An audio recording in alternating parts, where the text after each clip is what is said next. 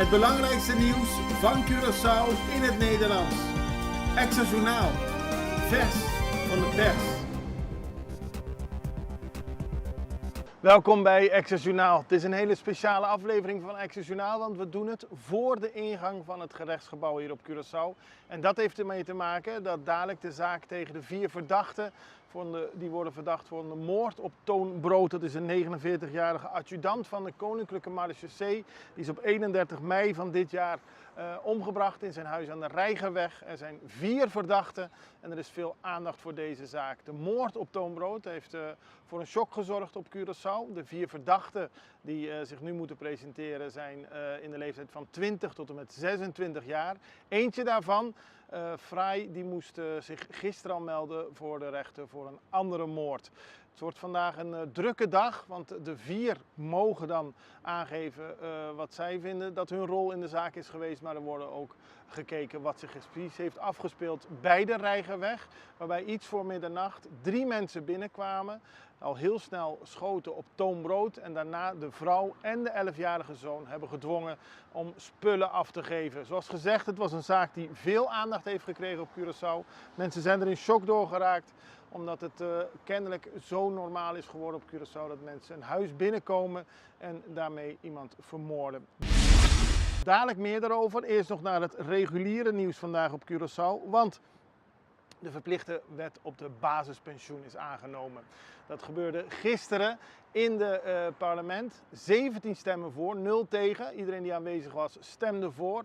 De partij MAN heeft het ingediend en er is 24 jaar gewerkt om ervoor te zorgen dat de mensen die nu nog werken verplicht worden om naast hun reguliere pensioen ook nog iets extra's te sparen, zodat ze dadelijk niet met te weinig geld overblijven als ze klaar zijn met het werk.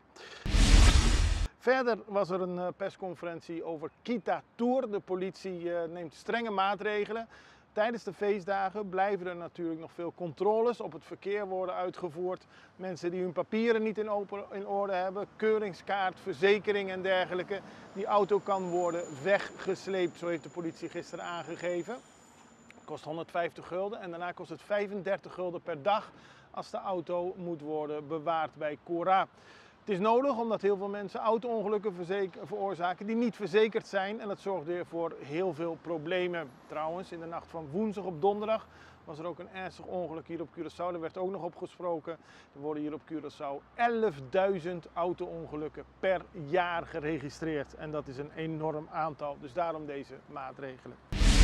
Dan, steeds meer mensen die op Curaçao wonen zijn niet op het eiland geboren. In 1981 was 85% van de bewoners van Curaçao op het eiland zelf geboren. In 2023 is dat gedaald naar 75%.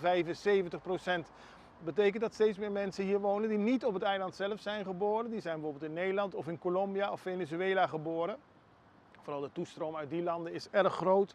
En dat leidt ertoe dat Papiaments nog steeds de taal is die het meest wordt gesproken in de huishoudens, 78%. Maar op de tweede plaats Spaans 8,4% en daarna Nederlands met 7,9%. Curaçao verandert, dat blijkt uit de cijfers van de Censo-onderzoek van het Centraal Bureau voor de Statistiek. Dan kondigt KAP een mijlpaal aan, 2 miljoen passagiers. Die worden dit jaar behaald en dat is een record. Maar als je kijkt naar de eerste 15 dagen van december, is dat een verschil van 27% meer vertrekkende passagiers dan een jaar geleden. Een enorme groei en dat betekent dat het toerisme groeit en natuurlijk ook de luchthaven. En dat heeft Curaçao Airport Partners gisteren aangegeven. De komende dagen worden weer veel mensen verwacht. Op sommige piekdagen zelfs tot 8.500 passagiers per dag. Pisas is teleurgesteld over de vernielingen die zijn aangericht bij Playa Piscador. Onbekenden hebben een waterleiding vernield, hebben cement in 2 toiletten gegooid en dat zorgt ervoor dat de minister-president erg teleurgesteld is. De schade is inmiddels verholpen. Dat was niet goedkoop, zo zegt de minister, maar hij vraagt vooral aan iedereen in de gemeenschap om het eiland schoon te houden en de investeringen die worden gedaan te beschermen en te respecteren. Hij noemt het onaanvaardbaar dat sommige mensen zomaar de droom van velen saboteren. Waarnemend Rijksvertegenwoordiger neemt concrete maatregelen bij Celibon. En dat gaat natuurlijk over de situatie rond de vuilstortplaats op Bonaire. Er worden nu concrete maatregelen genomen. Zo zal voor kerst het afvalcentrum worden voorzien van deugdelijke omheining. Containers met asbesthoudend afval worden gerepareerd. En ook wordt hard gewerkt aan de afvoer van biomedisch afval. Op die manier laat Helmond weten dat sinds hij de situatie van de landfill heeft overgenomen op 15 november er veel aan het veranderen is. Dan heeft het OM Sint Maarten 1,5 jaar cel geëist tegen Akim Arendel. De politicus zou aan het begin van dit jaar bij de verkiezingen van 11 januari stemmen hebben gekocht. En volgens het Openbaar Ministerie moet hij daarvoor 1,5 jaar de cel in. En ook zal hij 6,5 jaar lang niet in de publieke sector mogen werken en zich ook niet verkiesbaar mogen stellen. Dan gaan we nu even over naar een break en we zijn zo bij u terug. Extra in Nederland. Van Amsterdam tot Arnhem, van Groningen tot Maastricht, Extra is erbij. Volg Extra Digitaal en blijf op de hoogte van de belangrijkste ontwikkelingen in Nederland. Extra Digitaal is te zien op verschillende platforms en kanalen zoals WhatsApp, YouTube, Facebook, Instagram en ook TikTok. Wilt u ons op de hoogte brengen van een evenement of iets doorgeven? Neem contact op via WhatsApp, e-mail, Facebook of bel gewoon 06 1364 2945. Volg of abonneer je op Extra Digitaal. Klik aan en volg ons.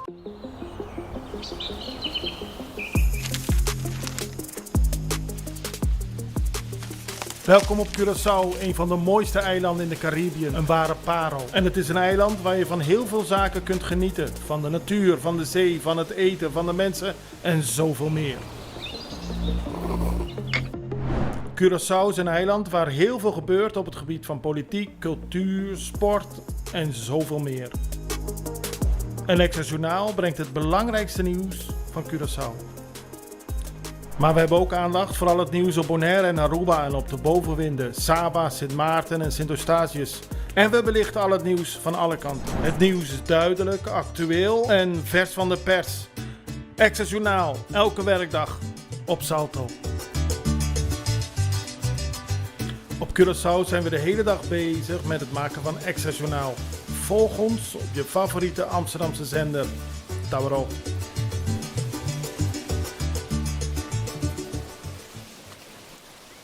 We zijn hier voor het gerechtsgebouw op Curaçao omdat er dadelijk de zaak tegen 4 verdachten gaat plaatsvinden. Verdachten die worden verdacht van de moord op Toon Brood, de adjudant van de Koninklijke Marechaussee, die in de nacht van 31 mei van dit jaar thuis is doodgeschoten. De zaak heeft veel aandacht, zowel op de lokale media als in Nederland. En wat het precies betekent, wat we kunnen verwachten van deze zaak, daarover spraken we met Dick Draaier, journalist van onder meer Curaçao.nu, ook van de NOS in Nederland. En met hem spraken we over deze zaak die veel aandacht ook weer zal krijgen. Dick Draaier, jij verzorgt het nieuws vanuit Curaçao meer dan 20 jaar geloof ik. Heel veel zaken bekijk je vanuit Nederland, voor Curaçao vanuit Nederland. Nu is het een zaak van een Nederlandse adjudant, Koninklijke Marechaussee Toon Brood. De zaak is in de rechtbank. Wat weten we van de zaak en is dit een bijzondere zaak voor jou of is dit een van de vele zaken? Nou ja, ik werk voor Nederlandse media onder andere, ook voor Curaçaose media. Natuurlijk.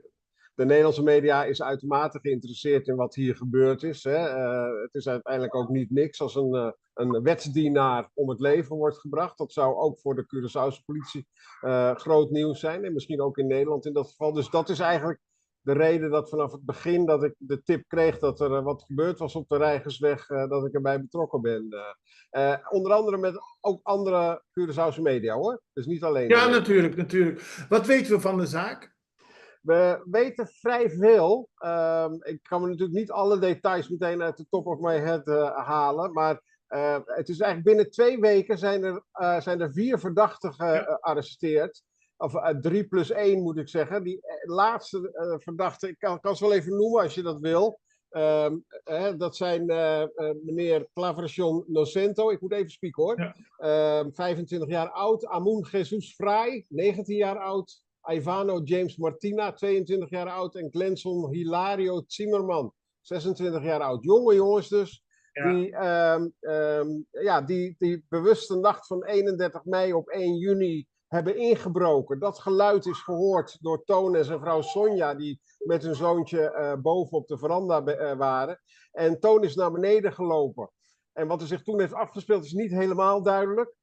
Maar de imposante verschijning van Toon. Toon was echt een grote, forse man. Ja.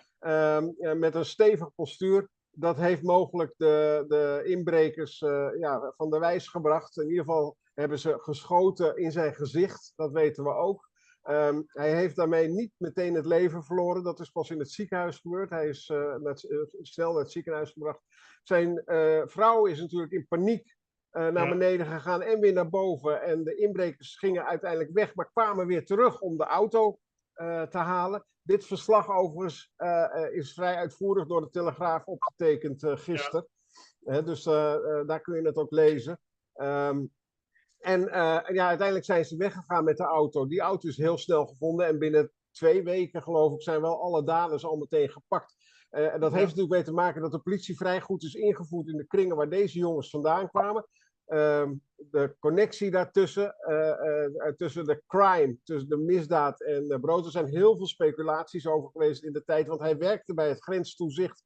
Je weet altijd als wetsdienaren betrokken zijn bij crime, dan kan het gaan om afrekeningen of het kan gaan om toeval. In dit geval, als ik de gegevens analyseer, maar de rechtszaak van vandaag zal daar ongetwijfeld meer licht op laten schijnen, gaat het om een ordinaire inbraak, gebaseerd op een eerdere inbraak waarbij een motor van hem is gestolen. En als je naar de huiszoekingen kijkt die een aantal dagen later hebben plaatsgevonden, dan lijkt het te gaan om een bende jongens die auto-onderdelen steelt en verhandelt.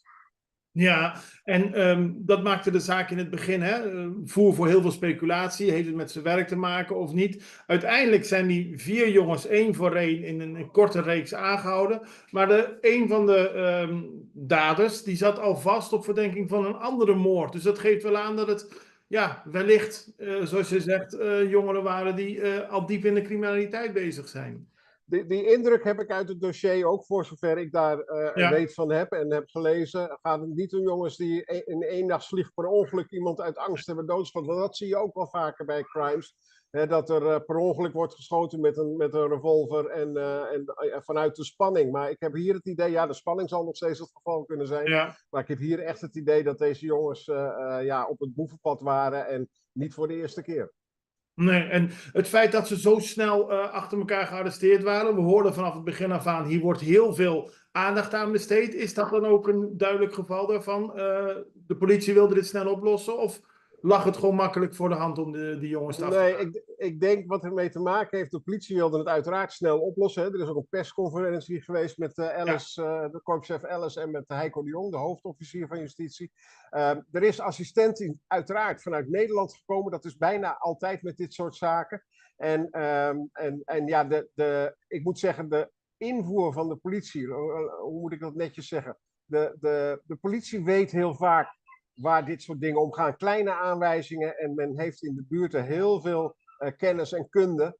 En dan met de technische bijstand vanuit Nederland is deze zaak inderdaad vrij snel beklonken. Maar dat is een samenwerking van Nederland en Curaçao geweest.